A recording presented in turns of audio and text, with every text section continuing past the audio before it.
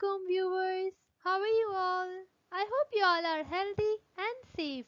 Today I want to discuss about cost accounting, difference between cost, management and financial accounting and the elements of cost. It will surely help you in all types of business, commerce exams, commissions, job and especially the commerce lectureship preparation. So let's start. Cost accounting is the business practice in which we record, examine, summarize and study the company's cost spent on any process, service, product or anything else in the organization. Cost accounting एक ऐसी process है जिसमें हम cost को calculate करते हैं, हमारी unit cost है या प्रोडक्शन कॉस्ट। ये होल प्रोसेस होती है जिसमें हम प्रॉपरली कैलकुलेट करते हैं प्रोडक्शन कॉस्ट को, प्रॉपर जो हमारे रिफाइनिंग स्टेप है, हमारा मैन्युफैक्चरिंग में जितने भी स्टेप्स आते हैं उन सब के स्टेप्स में हम लोग कॉस्ट कैलकुलेट करते हैं एंड एट द एंड हम ये देखते हैं कि आइदर कॉस्ट एफिशिएंट है या नहीं है।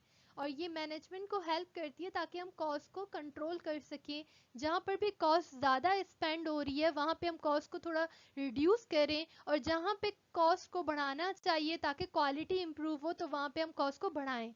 ये पूरा फंक्शन होता है कॉस्ट अकाउंटिंग का। Core difference between financial accounting, cost accounting and management accounting. So let's start with the first point. Financial accounting used to keep the record of transactions and determine profit and loss and the financial statement of the firm. Financial accounting क्या करती है, उन transactions को record करती है जो एक तो मॉनेटरी टर्म्स में हो और वो रिकॉर्ड करती है ताकि कंपनी का प्रॉफिट एंड लॉस पता चले एंड द फाइनेंशियल स्टेटस यानी कंपनी कितनी फाइनेंशियली स्ट्रांग है। Cost accounting is used to allocate, ascertain, accumulate and accounting for cost. Cost accounting just accounting है हमारी cost की। cost को accumulate करना, cost को calculate करना, cost को reduct करना, सारा काम करती है cost accounting। जबकि financial accounting not just involves the cost but वो overall profit and loss को involve करती है। Management accounting helps management in policy forming and decision making. Management accounting हमें इंफॉर्मेशन देती है मैनेजमेंट को ताकि वो डिफरेंट पॉलिसीज़ बना सके और डिसीजन मेकिंग ले सके। अब मैनेजमेंट अकाउंटिंग दोनों से इंफॉर्मेशन लेती है, फाइनेंशियल अकाउंटिंग से भी और कॉस्ट अकाउंटिंग से भी।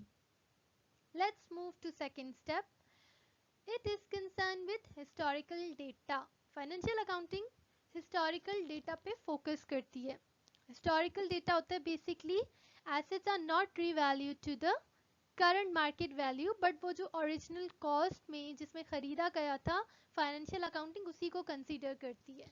While come to the cost accounting, it is concerned with past and present recorded data.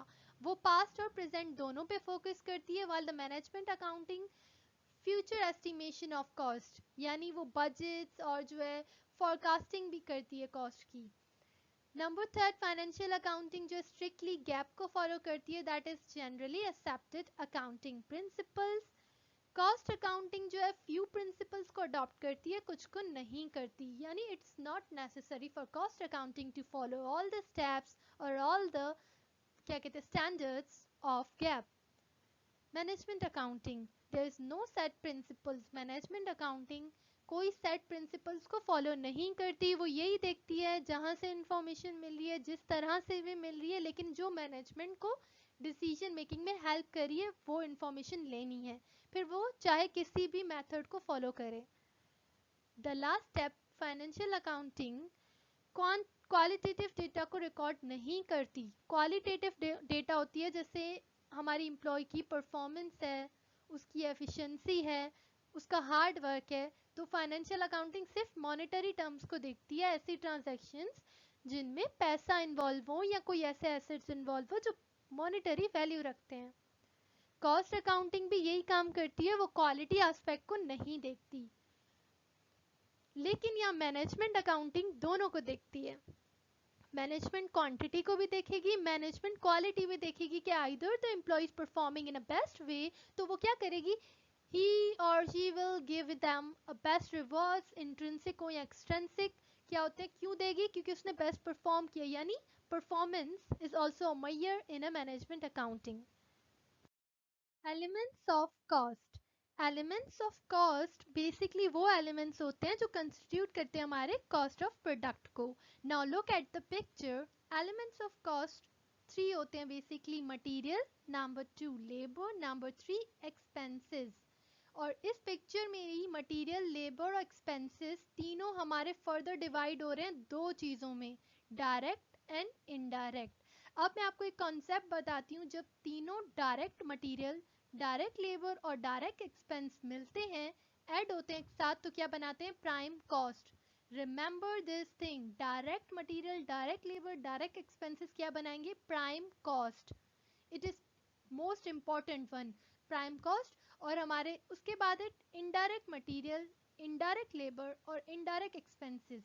तीनों इनडायरेक्ट ने मिला के क्या बनाया है? हमारा ओवरहेड्स। और ओवरहेड्स को फर्दर बताया गया कि इसके तीन टाइप्स होते हैं, प्रोडक्शन और work overhead, administration overhead, selling and distribution overheads. So let's start with the first one, that is direct material. Direct material वो होता है जो एनी हाउ नेसेसरी हो किसी प्रोडक्ट को प्रोड्यूस करने के लिए, उसके बगैर we can't imagine the product to be produced. So वो होता है एग्जांपल फर्नीचर की। फर्नीचर के लिए the most important and the direct material is wood. Wood के बगैर कभी सोचा है कि फर्नीचर बन सकता है? जो अगर हमारा फर्नीचर वुड का ही है तो उसके लिए तो वुड तो नेसेसरी है। The second, indirect material. Indirect material वो प्रोडक्ट बेसिकली होता है जो हमारा ज़रूरी होता है लेकिन वो डायरेक्टली आइडेंटिफाई नहीं हो पाता। इसकी मिसाल मैं आपको देती हूँ फर्नीचर की। व्हेन हम जो वुड को जोड़ते हैं फर्नीचर बनाने के लिए, तो उसमें हमारे पास certain type of glue use होती है और कोई कील वगैरह यूज़ होती है, बट हम लोग को वो नज़र नहीं आती, लेकिन इनडायरेक्ट मटेरियल है, लेकिन it also plays a huge और important role in a production. The next is labour. Direct labour. Direct labour क्या होती है? जो हमारे उन वर्कर्स को मतलब पे दी जाए जो डायरेक्ट प्रोडक्शन में इन्वॉल्व हों, क्योंकि डायरेक्ट वर्ड से पता चल रहा है कि जो डायरेक्टली प्रोडक्शन में काम कर रहे हैं उस लेबर को जो पेमेंट की जाएगी वो हमारी डायरेक्ट लेबर कहलाएगी।